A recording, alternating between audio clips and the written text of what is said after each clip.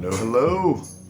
Welcome to, actually, I wouldn't say the first episode of the Beast Hunter Fitness, but kind of an informative of what my approach is, or what's one of my new approaches that I'm working on. So, I'm your host Quan. Just to let you know, this will also be kind of a introduction as to my, I guess, training background. I was working with ACE for a long time. ACE was actually my first certification. Now I'm kind of doing my own thing, plus with Strong On. Strong On is a pretty much kettlebell cert that I got certified in earlier this year. So it's very interesting. But I've been doing a lot of research or doing a lot of experimentations. And you've probably been seeing with some of my workouts, been seeing a lot of things that are called exercise snacking. And you're probably wondering, what in the world is exercise snacking, right? So I got some things to go over as to what exercise snacking is. So there are a lot of strategies and examples of exercise snacking. But to sum it up is you do some exercises throughout the day.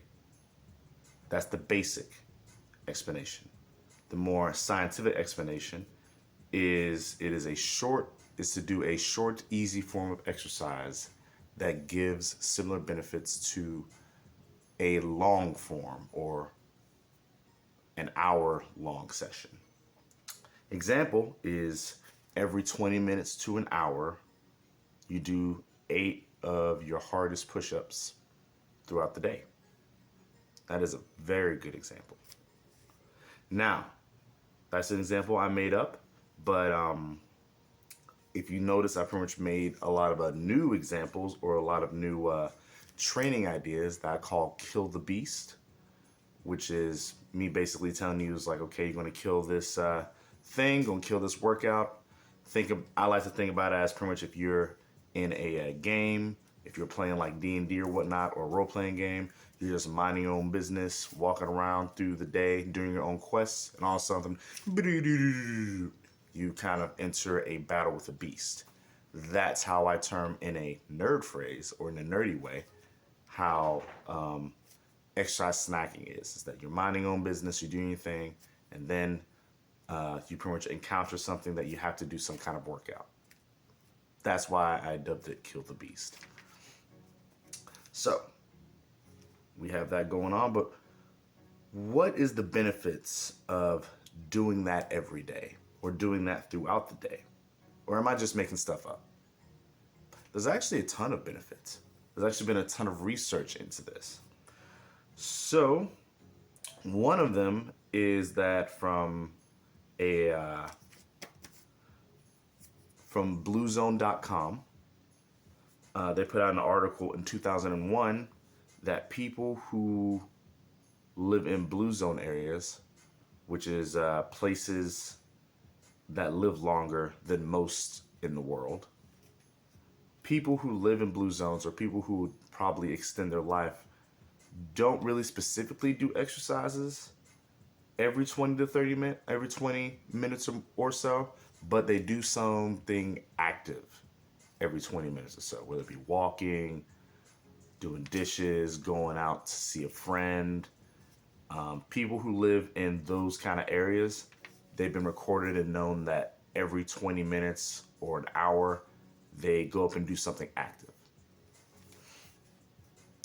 Another one, another source to kind of feed off of that is a book known as The 1 Minute Workout, which I do have. I just don't have it on me right now.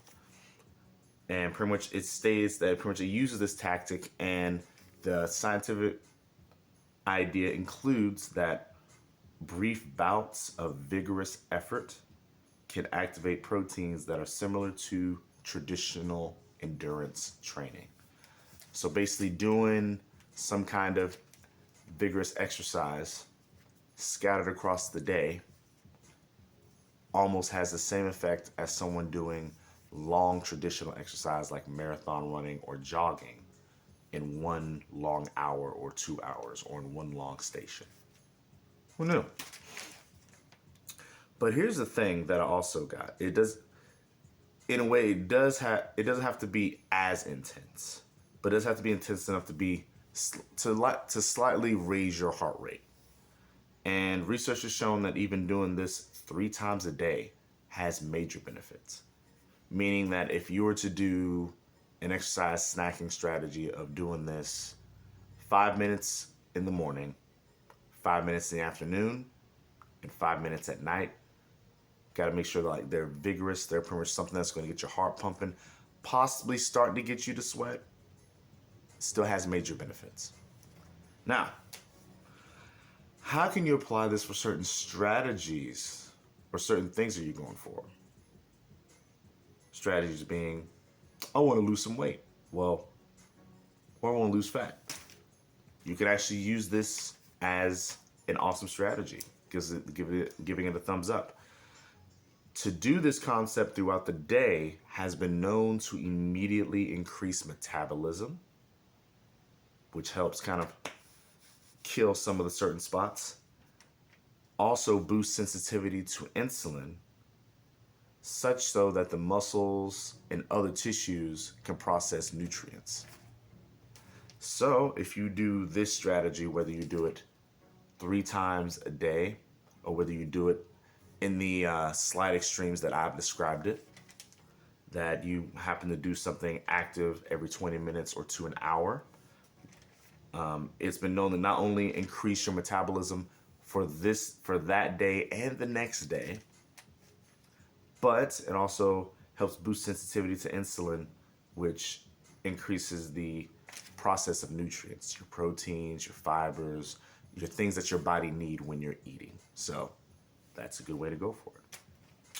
But Quan, what if I want to get stronger? How can I use this technique? Actually, it's also good to do this to get stronger as well. The term that fits the bill for this one wouldn't be exercise snacking if you want to get stronger. It is a term that's been made by Pavel Tsatsouline. He is the person who brought back the kettlebell in America and taught and pretty much showed off its effectiveness. But he termed the phrase known as grease the groove, which if I had to sum up this term as what he called grease the groove is pick an exercise and find out the difficulty with that exercise. Let's say that for bodyweight purposes, let's say that I can only do 10 pull-ups. That's my max. I can't do an additional pull-up after that. The grease the groove tactic is that you know you can do 10 pull-ups, so you only do 5. Each time you walk past the bar, each time you happen to come across something that looks like a pull-up, you smash out 5 pull-ups. As long as you wait between, at the very least, 15 minutes before you do 5 pull-ups again. You do that throughout the day. Not only are you building volume so you can get better with those pull-ups, but because you know your max and you cut it in half at 5 reps, your body doesn't feel that effect until literally after you've done the entire day. And because of that, once you do that for, let's say, 1 week to 2 weeks, you will notice that you'll decide to be like, you know what, I'm just going to see how far I am on my pull-ups. And you may notice there's a big increase on how many pull-ups you can do from the first time you try to do your max pull-ups. When I say it's called Grease the Groove, you can look it up, but that is the structure. That is an example of how to structure, how to use exercise snacking as a way to build strength, as to get stronger at a certain exercise. But the last question you're probably wondering is, Quan, how can I get bigger using exercise snacking? And my thought right now is it is a maybe. Reason why it's a maybe, there hasn't really been any serious research or any person that has done experiments and applied them to where you do it in an exercise fashion to build muscle, to get bigger. The closest that I have seen is, besides pretty much maybe some Russian training, pretty much the ladders, how they do ladder programs, or how they do pretty much everyday kind of programs. The closest I've seen pretty much with exercise programs, besides hitting it every day, is known as feeder workouts, founded by Rich Piana. He's a very pretty much bodybuilder, and even when he done what is called those feeder workouts, a feeder workout's basically going to do high reps. You're going to choose two exercises, and you're going to go very high reps with lightweight. A good example is I'm going to get 10 pounds, and I'm going to do about 2 to 3 sets of 30 to 50 presses. And I have to do those exercises before the workout or after the workout. But with that high amount of volume, since you need that pump right there, not kind of like scattered across the day, there hasn't really been, that's the closest that I've researched that someone has used even something remotely close to exercise snacking for hypertrophy reasons. Now, if you happen to come across someone that has done it, please let me know. Like, I'm really usually on my game on this. But if you have found someone that has done this, please let me know. But right now, that's the closest I've seen so far. However, I may try to do something similar with that as an experiment to see if I can kind of knock it out the park for y'all. But I hope that information hits. I hope you kind of gathered a lot of information on exercise snacking and why I'm kind of choosing exercise snacking as a way to work out, because pretty much easy entry. You can choose at least 3 times during the day. Do a short workout for 5 to 10 minutes, and you're good to go. That's basically, it's easy. It's easy entry to get into that. Now, you're probably also wondering, Quan, does that mean I still have to do long form or staying in the gym for 30 minutes to an hour to get my gains? Yes and no. Reason why I say yes is because it depends on what you're going for. I mean, if you're going, if you need that, if you're going for like, general maintenance or pretty much steady improvement that fits your busy schedule, then yeah, go for it. If you want to try something new, yeah, go for it. But let's say if you are an athlete, I wouldn't block out long form training. If you are pretty much a model who is trying to, look and get a certain look for a certain competition, I wouldn't block out your traditional 30-minute to an hour training. I wouldn't do it. In fact, if anything, I might add in exercise snacking as pretty much a filler to help you get the gains a little bit faster. But that's just my opinion. Depends on how you manipulate that. But like I said, that's just my opinion.